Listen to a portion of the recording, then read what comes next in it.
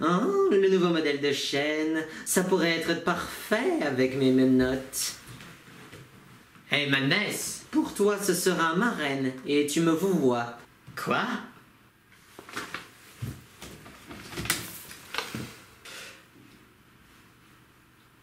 Oui, ma reine. À la bonne heure.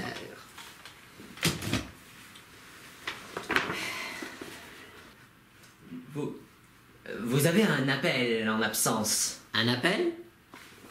L'appel de qui? L'appel de Cthulhu.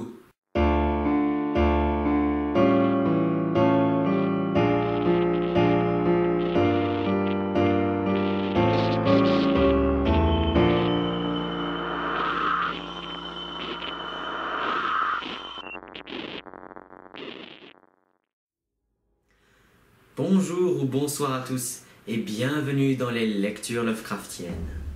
Vous m'avez certainement vu dans l'appel de Cthulhu, la série jeu de rôle, où je vous avais présenté le concept de cette série, mais aussi vous avez teasé un petit peu l'origine de ma personne. Ne faisons pas traîner le suspense plus longtemps, je suis le vieux. Après le putsch de Madness, j'ai obtenu par des procédés assez occultes dont je tairai les origines, quelques menues capacités, notamment celle de rajeunir un peu plus. Et me voilà. Mais quid d'explication, je vais vous faire part des nouvelles informations concernant cette série, car je vais en être le principal hôte. Et vous serez mes invités. Cette série est basée sur la lecture filmée des histoires et nouvelles de Lovecraft. Ceci est un projet amateur et j'ai reçu l'approbation de plusieurs entreprises pour pouvoir réaliser cette série. Leurs liens internet seront dans la description. L'équipe de Madness Productions les remercie énormément pour avoir autorisé à accomplir ce projet. Ce dernier n'est pas monétisé par règle éditoriale. Et voilà. Et maintenant, passons à l'histoire. Et une histoire dont je suis sûr qu'il subsiste des séquelles au sein de votre subconscient.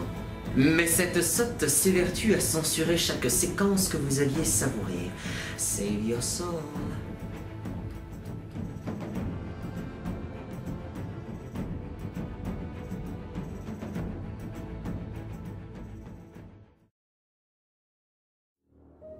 L'appel de Cthulhu, 1926, par Howard Philip Lovecraft.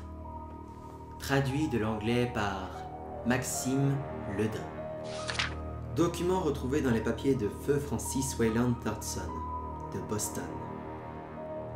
Il est fort probable que de telles entités, de telles puissances aient laissé des vestiges d'une ère infiniment lointaine, où la conscience adopta peut-être des formes et des aspects disparus bien longtemps avant le déferlement de la marée humaine. Des formes oubliées, dont seule la poésie et la légende perpétraient le souvenir fugace, en les nommant dieux, monstres et créatures mythologiques de toutes sortes.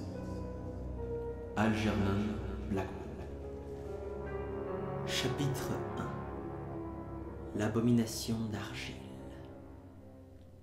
La chose la plus miséricordieuse en ce bas monde est bien, je crois, l'incapacité de l'esprit humain à mettre en relation tout ce qu'il contient. Nous habitons un paisible îlot d'ignorance cerné par de noirs océans d'infini, sur lesquels nous ne sommes pas appelés à voguer bien loin.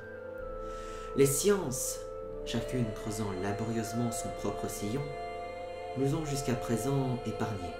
Mais un jour viendra où la conjonction de tout ce savoir disparate nous ouvrira des perspectives si terrifiantes sur la réalité et sur l'épouvantable place que nous y occupons, que nous ne pourrons que sombrer dans la folie devant cette révélation, ou bien fuir la lumière pour nous réfugier dans la paix et la sécurité d'un nouvel âge de ténèbres. Les théosophes ont pressenti l'envergure grandiose et terrifiante du cycle cosmique au sein duquel notre monde et notre espèce ne sont rien de plus que d'éphémères incidents. Ils ont évoqué d'étranges rémanences en des termes qui nous glaceraient le sang s'ils n'étaient dissimulés par le voile terne de leur optimisme. Mais ce n'est pas à eux que je dois la vision fugitive de ces éons interdits, qui me fait frissonner lorsque j'y pense et me rend fou quand j'en rêve.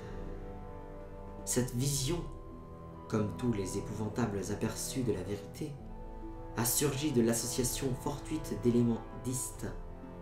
Dans ce cas, un ancien article de journal et les notes d'un universitaire défunt.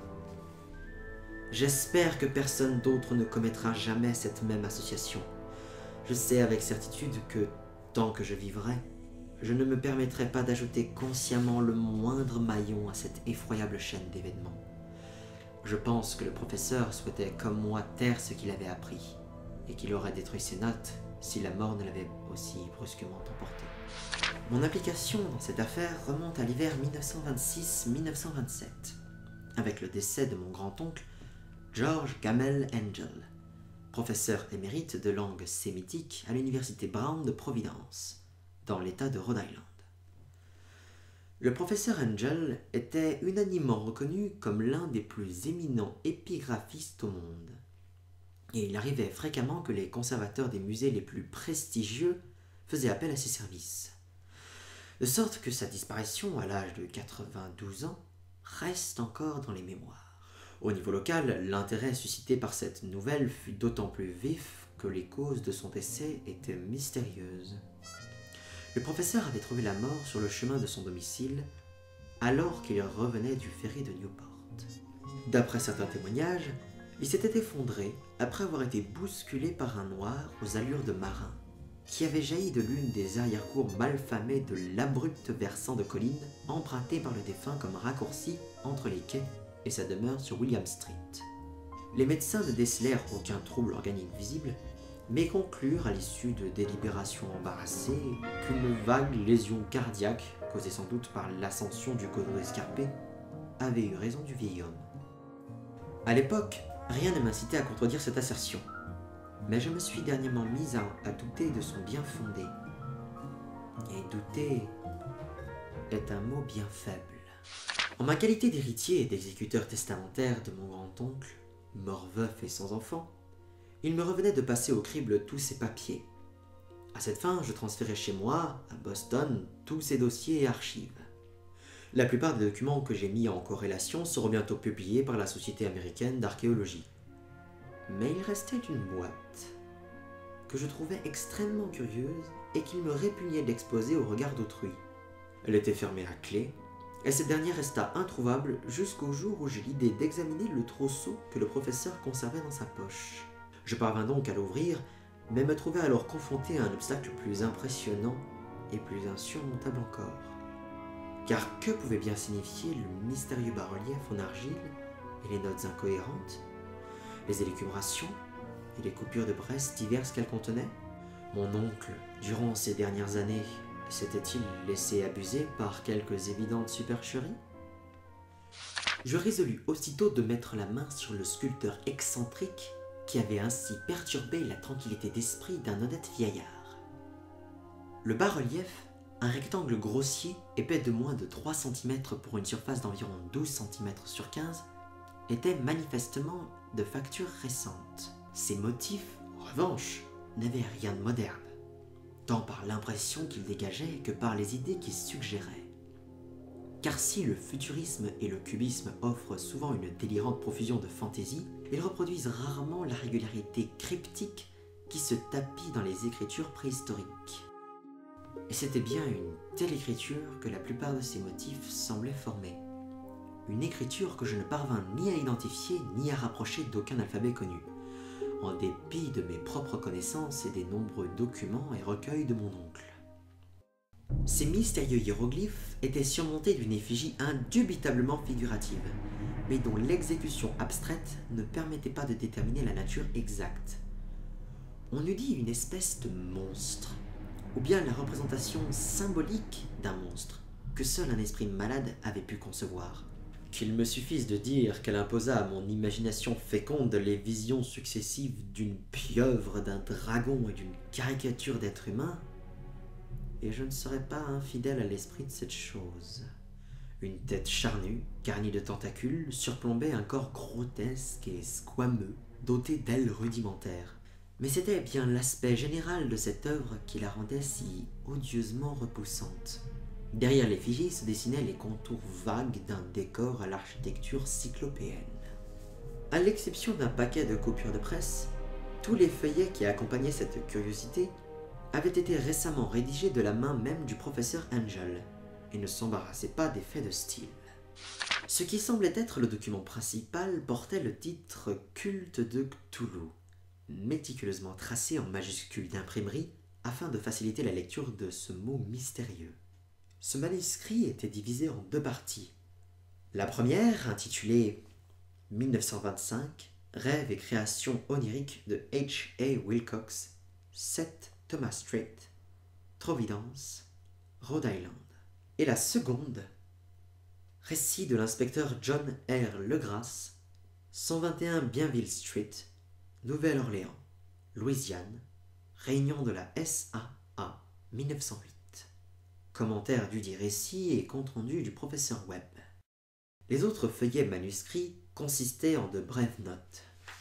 Il s'agissait pour certaines de comptes-rendus de rêves étranges de différentes personnes, pour d'autres de citations tirées de livres et de revues de théosophie, notamment l'histoire de l'Atlantide et la Lémurie perdue de W. Scott Elliott, et pour le reste d'observations au sujet d'antiques sociétés secrètes et de cultes clandestins, qui renvoyaient à des ouvrages de référence sur la mythologie et l'anthropologie, tels que le Rameau d'or de Fraser ou le culte des sorciers en Europe occidentale de Mademoiselle Murray.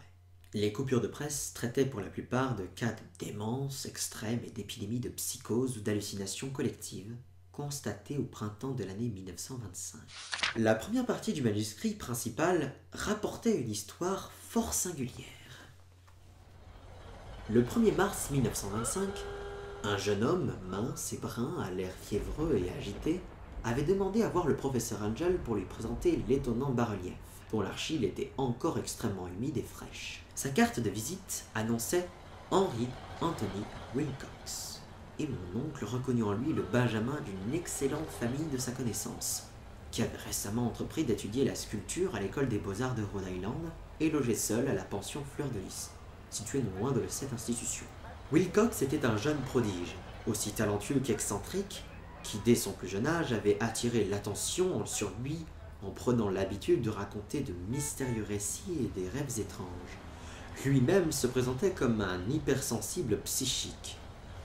Mais la bonne société de cette ancienne ville marchande ne voyait en lui qu'un simple marginal. Comme il ne fréquentait guère son milieu, il avait peu à peu perdu toute notoriété mondaine et n'était plus désormais considéré que par une poignée d'esthètes originaires d'autres villes. Même le club des arts de Providence, soucieux de préserver sa réputation, avait jugé son cas irrécupérable. Le jour de sa visite, poursuivait le manuscrit du professeur, le sculpteur avait abruptement sollicité les connaissances archéologiques de son hôte, en lui demandant d'identifier les hiéroglyphes du bas-relief. Son ton à la fois nonchalant et emprunté lui valut l'antipathie de mon oncle, qui lui répondit sèchement que l'évidente fraîcheur de la tablette l'apparentait à tout sauf à l'archéologie. La réplique du jeune Wilcox, qui impressionna suffisamment mon oncle pour qu'il se la rappelle et la recopie mot pour mot, possédait cette fabuleuse charge poétique qui caractérisait son discours et dont je devais trouver de nombreux exemples par la suite. Il déclara « Elle est neuve, en effet, car je l'ai réalisée la nuit dernière, lorsque j'ai rêvé d'étranges cités. Et les rêves sont plus anciens que la sinistre Tyr, ou que le sphinx contemplatif, ou que Babylone aux 1000 jardins. » Ce fut alors qu'il entama un récit sans queue ni tête qui éveilla soudain un souvenir enfoui dans la mémoire de mon oncle et gagna son intérêt fébrile. Il y avait eu la nuit précédente une brève secousse sismique, la plus considérable enregistrée en Nouvelle-Angleterre depuis de nombreuses années, et l'imagination de Wilcox en avait été profondément affectée.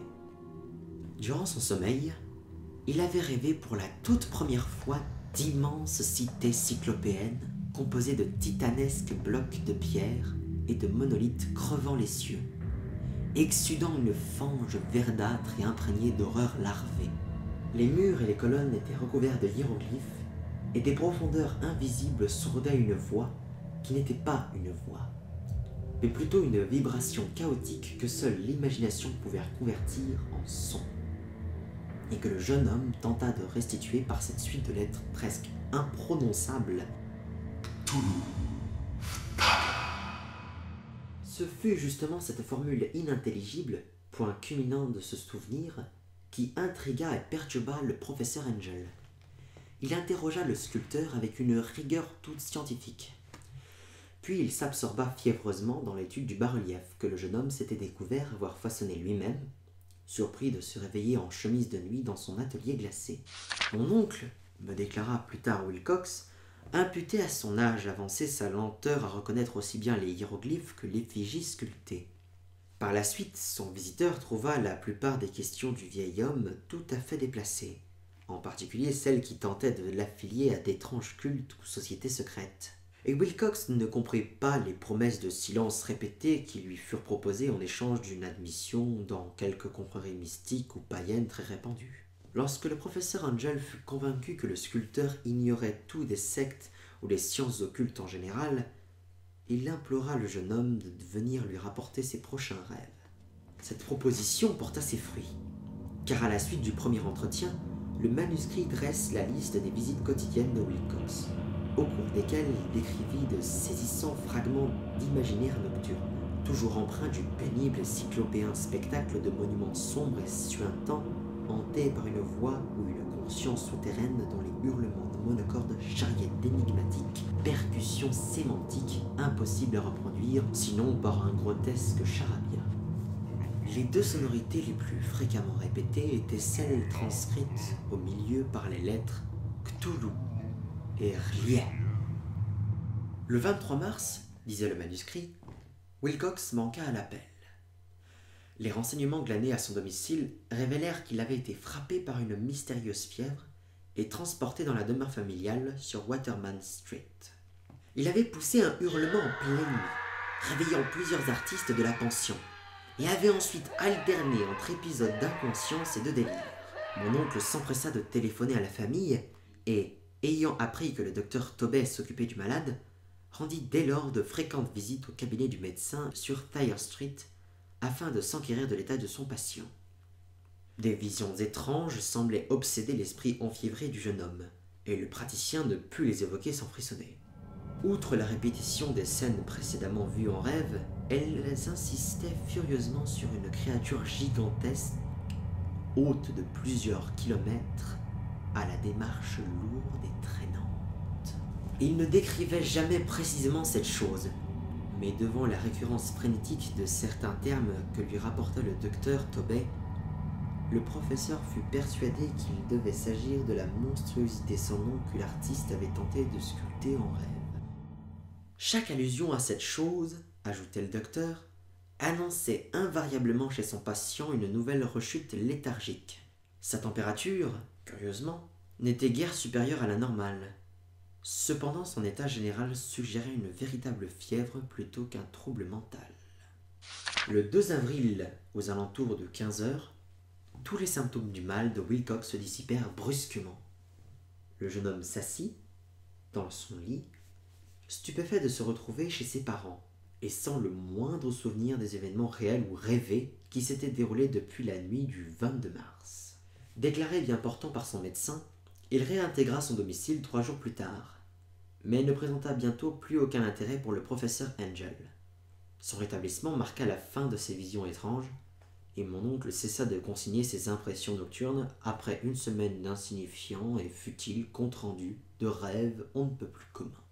Ici s'achevait la première partie du manuscrit, mais les nombreuses références aux notes qui l'accompagnaient me donnèrent ample matière à réflexion. À tel point, dois-je avouer, que seul le scepticisme invétéré qui me tenait lieu de philosophie peut expliquer ma méfiance persistante envers l'artiste. Les notes en question décrivaient les rêves de différentes personnes au cours de la période des mystérieuses épiphanies du jeune Wilcox. Mon oncle, semblait-il, avait rapidement mis sur pied un réseau d'informations prodigieusement vaste auprès de presque tous ceux de ses amis qu'il pouvait interroger sans risquer de les offusquer. Il leur avait demandé de lui raconter leurs rêves en précisant les dates de toute vision marquante survenue récemment.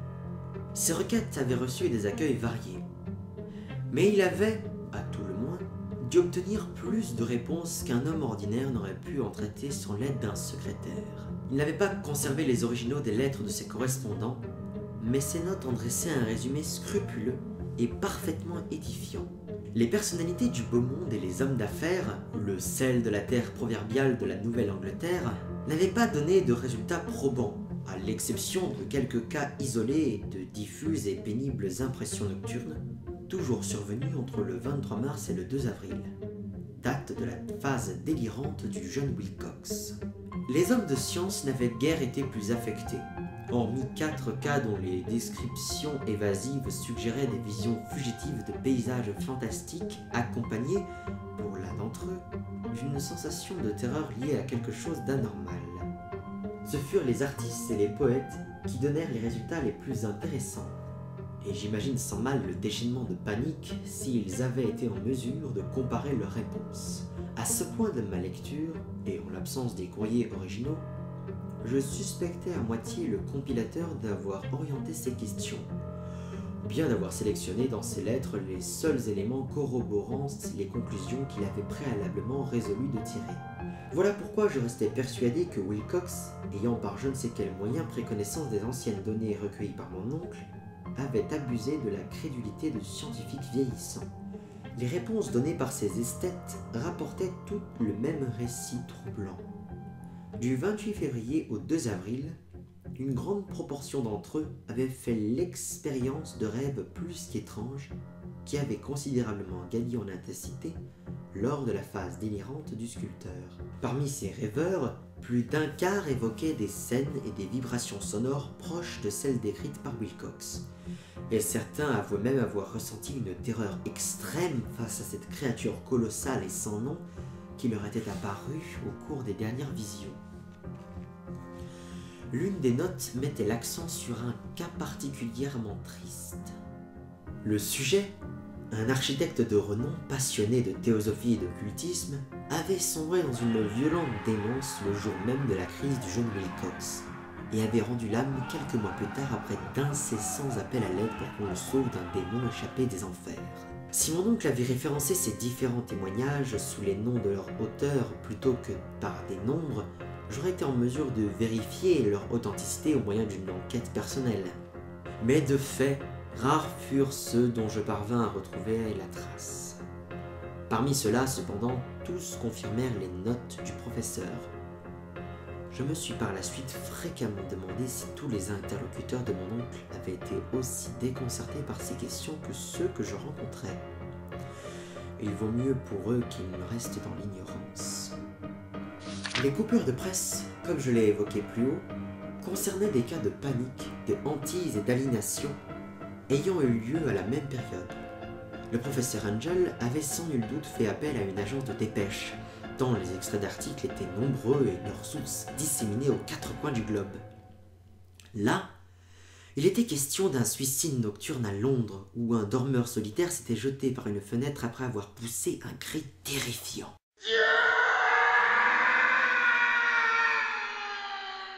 Ici, d'une lettre sans queue ni tête adressée au rédacteur au chef d'un journal sud-américain, dans laquelle un fanatique prédisait, à partir de ses visions, un avenir funeste à l'humanité.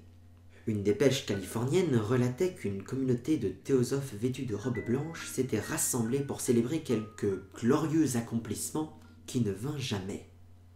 Tandis que des entrefilets en provenance d'Inde mentionnaient à mots couverts une grande effervescence au sein des peuplades indigènes à la fin du mois de mars. Les orgies vaudoues se multipliaient en Haïti, et certains avant-postes en Afrique faisaient état de sinistres rumeurs. Des officiers américains affectés aux Philippines furent confrontés au soulèvement de certaines tribus, tandis qu'un groupe de policiers new-yorkais se faisait agresser par une foule de Levantins dans la nuit du 22 au 23 mars. L'Irlande occidentale, elle aussi, abondait en légendes et en folles rumeurs, cependant qu'à Paris, un peintre fantastique nommé Androit Bonneau exposait son blasphématoire paysage de rêve au salon de printemps de 1926. Quant aux troubles constatés dans les asiles d'aliénés, leur nombre était tel que seul un miracle avait pu empêcher le corps médical d'en constater les étranges similitudes et d'en tirer d'affolantes conclusions.